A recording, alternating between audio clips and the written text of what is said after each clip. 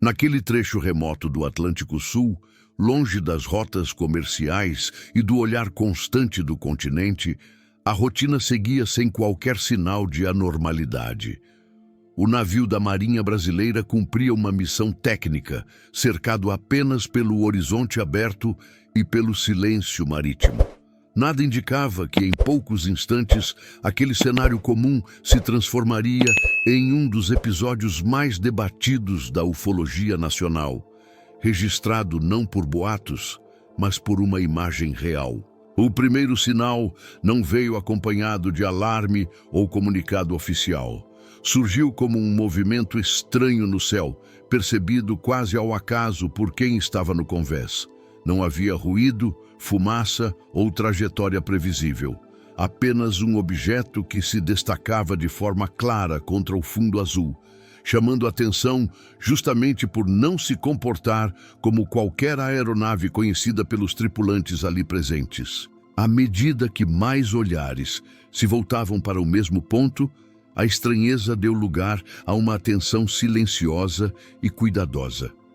Aqueles homens estavam acostumados a identificar aviões, helicópteros e fenômenos atmosféricos comuns. Ainda assim, nenhum desses referenciais parecia se aplicar ao que observavam. O deslocamento era estável, contínuo e estranho o suficiente para gerar desconforto, não excitação imediata. Entre os presentes estava um fotógrafo civil, convidado a acompanhar a missão. Sem qualquer encenação ou preparação prévia, ele reagiu de forma instintiva, levando a câmera aos olhos. O registro foi feito rapidamente, quase como reflexo, sem que houvesse tempo para ajustes ou interpretações. Naquele momento, ninguém imaginava que aquela fotografia atravessaria décadas como um dos documentos mais controversos do país. O que tornava a situação ainda mais delicada era o contexto em que tudo ocorreu. Não se tratava de um relato isolado vindo de terra firme, mas de um evento presenciado em ambiente controlado durante uma operação oficial. Desde aquele instante, o que foi visto próximo à Ilha de Trindade deixou de ser apenas um avistamento curioso e passou a ocupar um espaço incômodo entre registro histórico e mistério sem resposta. A Ilha de Trindade, apesar de pequena e distante, sempre teve importância estratégica para o Brasil. Isolada no Atlântico Sul, ela abriga presença militar e científica, o que torna qualquer ocorrência em seu entorno naturalmente sensível. No dia do avistamento, as condições climáticas eram consideradas ideais, com céu limpo e visibilidade ampla, afastando explicações imediatas ligadas a distorções visuais ou fenômenos meteorológicos raros. O objeto continuou visível por tempo suficiente para ser acompanhado por diferentes pessoas a bordo. Não houve apenas um observador ou um instante fugaz. Relatos posteriores indicam que sua forma parecia sólida, bem definida, e que o deslocamento não seguia rotas convencionais.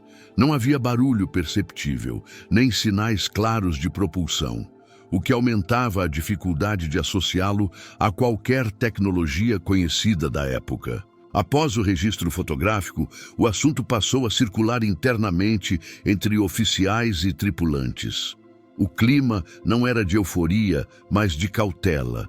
Em ambientes militares, interpretações precipitadas costumam ser evitadas, especialmente quando envolvem algo que não se encaixa em protocolos existentes. Ainda assim, o reconhecimento de que algo fora observado e registrado não podia ser ignorado ou simplesmente descartado. Quando a imagem chegou aos setores responsáveis, o impacto foi imediato. Diferente de relatos verbais, a fotografia congelava o fenômeno em um único instante, abrindo espaço para análises técnicas detalhadas.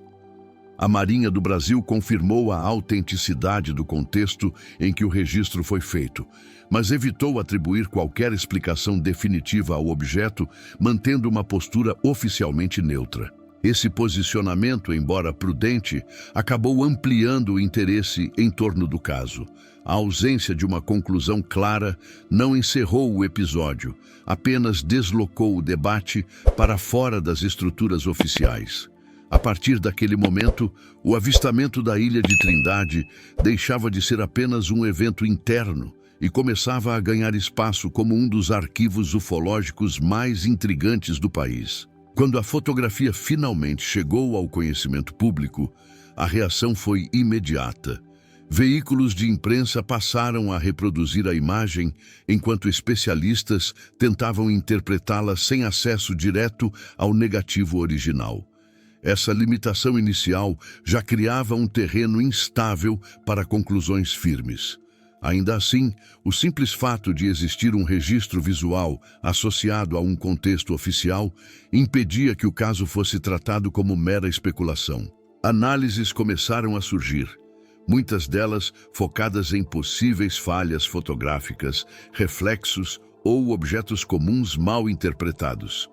Nenhuma dessas hipóteses, porém, conseguiu encerrar o debate de forma definitiva. Sempre restava algum detalhe fora de lugar, seja no formato do objeto, na iluminação ou na ausência de elementos que sustentassem explicações simples. Cada tentativa de solução parecia abrir novas dúvidas. Outro fator que manteve o interesse elevado foi o perfil das testemunhas. Marinheiros e oficiais treinados para a observação do espaço aéreo dificilmente confundiriam fenômenos comuns.